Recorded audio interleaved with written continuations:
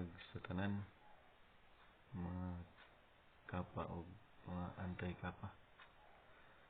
Ang atong istoryahan karon bahin kini sa unsa na ang kahimtang sa kapa. Ang latest karon nga kahimtang sa kapa naay nag-file og complaint sa against sa SEC na ato kining istoryahan kung unsa kani. Makita ninyo sa screen mo kani siya. Ang REMA Livelihood Foundation International Incorporated.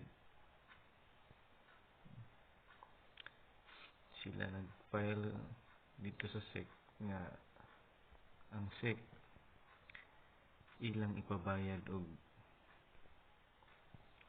3 billion nga danyos sa pagpaundang sa operation sa ilang branch nga kapa.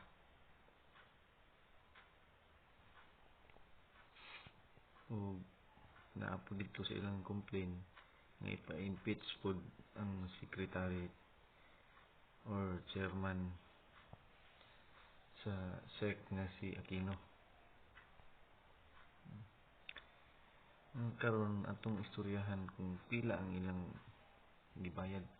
gibayad sa REMA Livelihood Foundation International para ma-file kini nga kaso. Kay kung mag-file ka og kaso ito sa Supreme Court, ang naapog kay pagabayaran depende sa imong gina-claim nga danyos atong tan-awon. According sa makita sa Ted Pylon, sa 3 billion 2% ani ang pagabayaran sa REMA para ma-file ang complaint. So ang total na is 60 million ang ilang gibayaran para sa pag-file ato. Nga pabayaran og 3 billion og pagpa-impeach sa kang Aquino. Unsa man ka ni kang naa ba ka ni kanang mali ba ni or tama or tiaw-tiaw ra ba ni? Kay kung magbayad ka og 60 million murag kamo na ang mag-judge kung tiaw-tiaw ra ba na or tininuod na.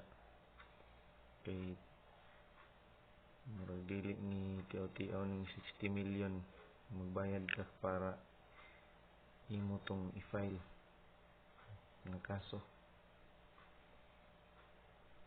So kamo na ang mag-judge ngayon.